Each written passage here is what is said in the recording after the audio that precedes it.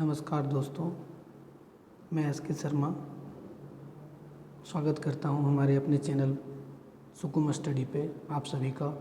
और मैं आज आपके लिए लाया हूं राष्ट्रीय आय के बारे में जानेंगे और इनके कुछ फैक्ट जानेंगे। तो आइए करते हैं पहला क्वेश्चन। भारत में सकल घरेलू उत्पाद की गणना किस मंत्रालय द्वारा किया जाता है? तो ये इसका आंसर होगा सी इज़ द राइट आंसर। और इसको CSO कहा जाता है, यानी केंद्रीय सांख्यिकी एवं कार्यक्रम कार्यान्वयन मंत्रालय। इसका हेडक्वार्टर दिल्ली में है और इसकी गठन 1951 में हुई थी। 2 मई 1951 में इसकी गठन हुई थी। बढ़ते हैं दूसरे प्रश्न की ओर। भारत में प्रति व्यक्ति आय की गणना करने के लिए किस आधार वर्ष का इस्तेमाल किया जाता है? तो इसका राइट आंसर होगा 2011-2012। इसी के अनुसार भारत में प्रति व्यक्ति आय की गणना की जा रही है। बढ़ते हैं तीसरे प्रश्न की ओर। वर्तमान में भारत में किस राज्य की प्रति व्यक्ति आय सबसे अधिक है?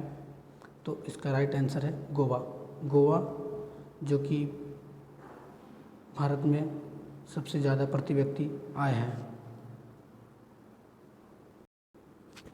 दिल्ली के बारे में कुछ जान लेते हैं। दिल्ली हमारे भारत का राजधानी कहलाता है। दिल्ली में लाल किला वहीं स्थित है। बढ़ते हैं चौथे प्रश्न की ओर। तो वर्तमान में बाज़ार मूल्यों के आधार पर प्रति व्यक्ति आय कितनी है? तो ये इसका राइट आंसर है डी, 1,08,007 रुपये। बढ़ते हैं पांचवें प्रश्न की ओर।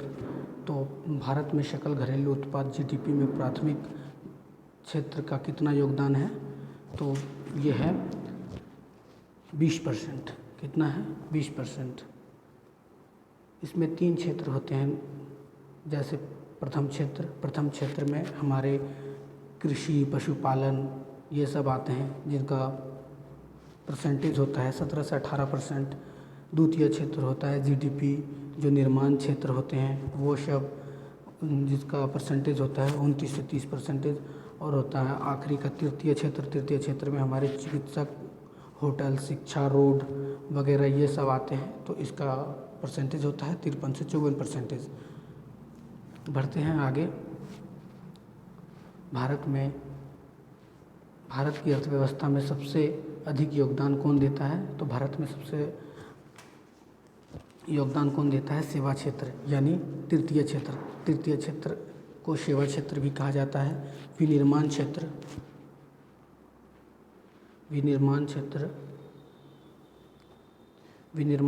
द्वितीय क्षेत्र को कहा जाता है। कृषि प्रथम क्षेत्र में आती है।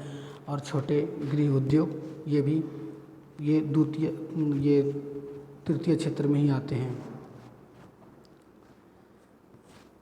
बढ़ते हैं सातवें प्रश्न की ओर। भारत में कितने प्रतिशत लोग आय कर देते हैं? तो इसका आंसर है, आप इस आंसर को जान के शायद हैरान हो जाएंगे, हमारे भारत में मात्र 3% लोग आय कर देते हैं।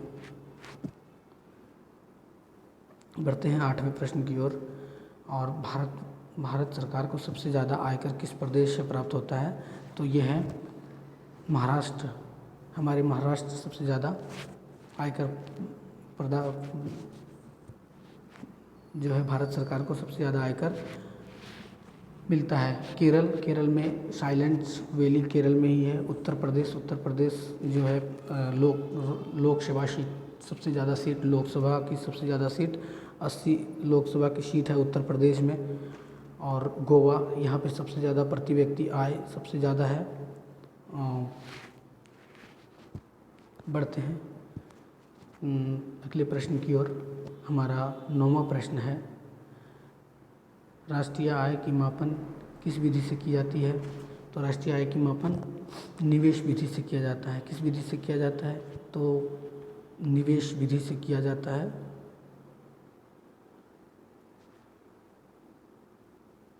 तो राष्ट्रीय आय का मापन निवेश विधि से किया जाता है। इसका राइट आंसर सी है।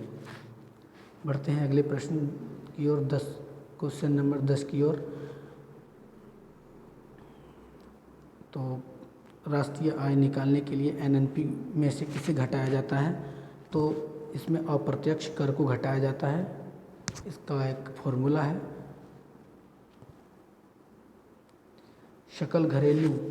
सकल राष्ट्रीय उत्पाद में से मूल्य ह्रास कर देने पे क्या प्राप्त होगा हमें? तो हमें प्राप्त होगा सकल घरेलू उत्पादन यानी जीडीपी, जिसे हम क्या कहते हैं? जीडीपी कहते हैं।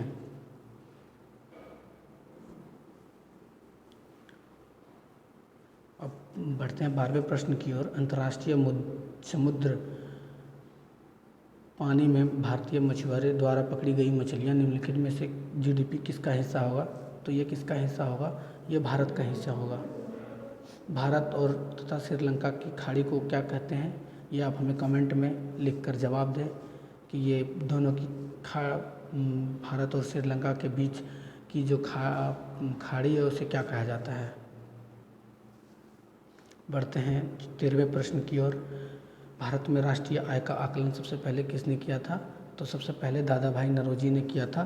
कब किया था? 1867 से लेकर 1868 तक, इन्हीं के बीच में इन्होंने किया था।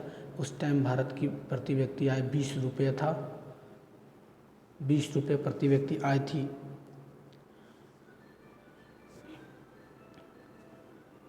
और अब इसकी गणना कौन करता है? तो सीएसओ करता है। मैंने पहले भी बताया था सीएसओ का मुख्यालय दिल्ली में है, नई दिल्ली में है, और जिसका गठन 2 मई 1951 को हुआ था। बढ़ते हैं अगले प्रश्न की ओर। भारत की राष्ट्रीय आय में सर्वाधिक योगदान किस क्षेत्र का है? तो मैंने आपको पहले ही एक बार बता चुका हूँ कि ये सबसे ज़्यादा योगदान इसका तृतीय क्षेत्र का है। तो आज हम इतना ही। हमारे चैनल को सब्सक्राइब करें और लाइक करें हमारी वीडियोस को। दोस्तों, अगर कोई भी आपको गलती लगे और कहीं भी सुधार करने की आवश्यकता है हमें, तो आप हमें बताएं, हम उस पर अमल करके इसकी शुरुआत करेंगे। धन्यवाद। Thank you.